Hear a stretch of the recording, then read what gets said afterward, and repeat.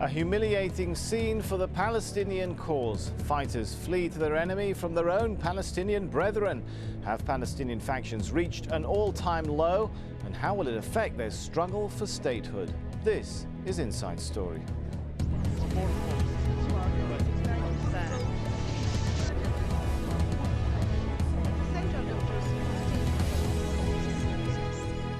Hello, I'm Sami Zaidan. Well, what was supposed to be preparations for a joyful return of Palestinian detainees to their homes has taken another strange twist in a land that is no stranger to sadness. Israel ordered the transfer of 50 Fatah members to the West Bank instead of returning them to their homes in Gaza. Well, Israel says it fears to return Fatah fighters to Gaza after a first batch were arrested by Hamas authorities there. Well, the arrests led to bloody street battles between the two sides, battles that have opened new wounds, as Jackie Rowland reports. The Hellas family neighborhood has become almost a no-go zone. Hamas forces control the surrounding roads. Only after lengthy negotiations are we allowed in. The first thing you notice, there are no men here. They're either in hiding or in Hamas jails, or they've fled Gaza altogether. The women they've left behind are angry and distressed. Where were you when all this was going on? This woman asks.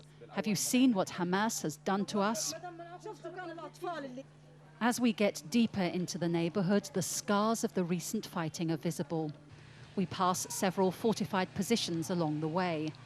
It's clear that the Hellas family was armed and ready to take on the enemy, whether an incursion by the Israeli army or a raid by Hamas forces. The women here are waiting for the return of their husbands, brothers, fathers and uncles. They're extremely angry and they greet visitors with the outside with suspicion, veering on hostility. And that's only understandable when you bear in mind what happened in this neighborhood on Friday. Finally, Randa Hellas agrees to show us some of the damage. Her brother was killed on Friday and her husband was among those rounded up. Inside the family home, wreckage from the raid by Hamas. The forces came on a hunt for weapons, but the Hellas family says they stole jewelry and personal possessions. From the roof of the house, Randa shows me where Hamas fighters were stationed on the nearby rooftops. The Hellas family makes no secret of its allegiance to Fatah. A tattered yellow flag is still flapping in the wind. And on the horizon, the border with Israel, just a few hundred meters away. In a neighboring house, a totally burnt-out room. The yellow flag of Fatah amongst the charred wreckage. The only men who remain are old and infirm. What happened here serves as a stark warning to other big families in Gaza who, until now, have carried weapons and operated freely. Many people are asking, who will be targeted next? Jackie Rowland for Inside Story, Shajaiya neighborhood in Gaza. Well, joining us now, our guest in Ramallah, Rafiq al-Husseini. He's the Palestinian president's chief of staff. Also in Ramallah, Ghassan Khatib. He's vice president of Birzeit University. And in Gaza, Ghazi Hamad, senior official from Hamas and former spokesman of the deposed government. Thank you all for joining us. If I could start with Mr. Ghassan. Scenes of Palestinians fleeing to the Israelis after fighting each other. It's a pretty shameful day for the Palestinian cause, isn't it? It is very much shameful, and this is a day none of us was expecting or is happy with. And that should be a motive for the leaders of Palestine, of all different factions, to take into consideration that the road that we are moving into is not going to allow any of the two rival parties to win. Dividing the country between them is not going to be useful for any of them. There is no winner in such process. Only by reopening reconciliation and by internal dialogue that aims at sharing the powers, not dividing the country, the two sides might win. And I think that the recent unfortunate development of that savage nature that we just saw is another negative contribution that hopefully will find an end very soon. Let's hope so. Let's turn to Rafiq al-Husseini, though, to get the inside word on that. Is Hamas and Fatah, are they beyond reconciliation? Is that the lesson of this latest clash? Well, we hope we're not, because there is no way that we can win this battle of liberation of Palestine without Gaza and the West Bank being united. There could be differences of opinion, but they should remain as differences of opinion and resolved by democratic means. It is unfortunate that we are having all of this trouble at the moment as Palestinians, and therefore there has to be a way out. The President has asked for a national dialogue to happen. Unfortunately, whenever he asks for a national dialogue to happen, things happen in Gaza to the worst. Things happen, so forgive me for interrupting. Of this. Some would say, while the Palestinian president talks about dialogue, there are allegations, at least, of Fatah members being behind bombings, assassination attempts in Gaza, apparently elements within Fatah that don't want dialogue and reconciliation. How do you respond to that? I will say that this is all lies about Fatah.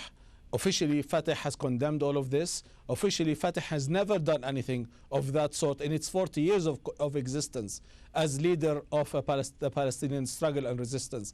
And therefore, there cannot be anybody who thinks that Fatah will do this. And therefore, it is this happened in Gaza. This escalation happened when the president was on his way to Egypt to restart or rekindle the dialogue between the different groups. It's unfortunate, but we have to continue to find a way out of this. All right, let's go over to Ghazi Hamid for the perspective from Hamas. And some would say that perhaps elements within Hamas don't want to see a reconciliation. What was the necessity for this showdown with Fatah members? Yeah, I really have a deep pain in my heart, in my mind, because really we are not so happy and so glad for these pictures and for this event and developments. I think it is something so bad for the Palestinian picture in the world. So I think it is a time to stop it and to forget this black page, because I think it is shameful for us as a Palestinians, because we are still the brothers and we are still one people and one nation. We have to start with a serious national dialogue, because I think now we are wasting time. Since 1 year, we are, all of us, Hamas and Fatah, all Palestinian factions, call for the national dialogue, but nothing is done on the ground. This is the problem. So why is nothing, forgive me for interrupting you, why is nothing done on the ground? Is nobody, I mean, the picture that emerges is that none of the leadership may be controlling all their elements, or they're disingenuous when they say, they're not honest when they say that they want peace. I mean, one or the other. But if all leaderships on both sides are talking about reconciliation, but it's not happening on the ground, there's something wrong, isn't there? Yeah, I think there is something wrong, because sometimes there was an initiative from the president. It was a very good initiative, and I think Hamas welcomed this initiative. What is the next? Both of them are just watching what is in the ground. We did not do anything in order to start with a national dialogue. And because after 1 week or 2 weeks, we go back again to accuse each other that there is a veto, and there is the people from Hamas, they don't want the national dialogue. So I think now this is the time that there will be a clear decision from Hamas and Fatah leaders to say frankly and directly that we have to go and to sit on the negotiation table tomorrow, because I think that we are paying a big price now. We are losing everything here. Let me put the question this way, Mr. Hamid. Why did Hamas make the move against the Hillis family in Gaza? Look, what happened? I think first of all, Hamas did not accuse Fatah as an organization to stand behind the bombings in Shati refugee camp. They say there is some members, and maybe after some investigation and some evidence, they find that some people from this family, they are suspicious, and they are maybe involved in these bombings. So they sent some people who talked to them and they tried to convince him in order to surrender these people to the police, in order to continue and to resume the interrogation and investigation, but they refused to surrender these people. And I think this have taken about 1 week or 8 days. But they did not agree to surrender these people to the police. Because of this, I think that police, they take this procedure in order to try to catch and to pick up these people and to bring him to the police station. All right, I hope that, let me just to say, I am so worried that the consequences of this splitting between Palestinian people will continue. Every day we'll find new surprises and new things. So I think, as I said, I am afraid what will happen tomorrow. Right, Maybe new bombings, new things. So we have to do this very quickly before a new surprise comes from here or there. Right, Ghassan Al-Khatib once again. Is this about law and order, as perhaps the picture being put there by Ghazi Hamad? Is it about the ideological differences between Hamas and Fatah? Or is it about tribalism in some elements in Gaza? Or is it simply about a power struggle? I think there are too many different complicated elements playing into the current deterioration. And I think that the problem is much, much bigger than what some of us might think. First of all, there are elements in Gaza that has been developing vested interests in the current split. And these interests are increasing and deepening every day. That's why every day this split is being further and further consolidated.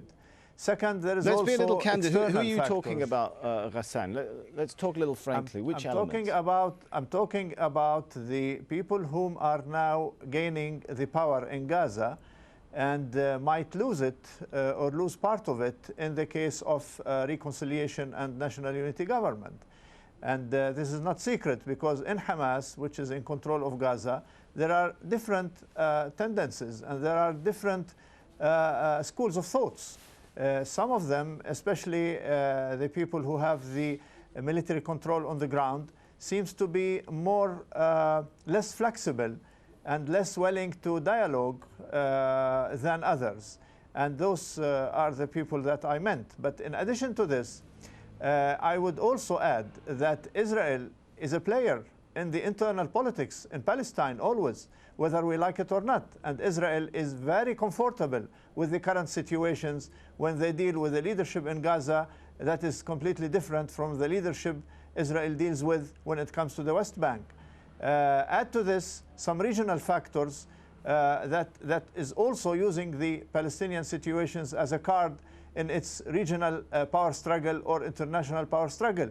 That's why we think that on one hand, the Palestinians have to wake up and try to think of their cause, which is the main casualty of the ongoing deterioration, but also some Arab states such as Egypt, Syria, Saudi Arabia, which has regional influence and which has leverage over the different Palestinian groups and parties, has also to join forces with the elements from the two sides in the Palestinian fighting groups in order to try to join forces and try to make difference. All right, well, we'll have to leave it there for the moment. It is time for a short break. When we come back, we look at how the infighting is impacting that quest for Palestinian statehood. Stay with us.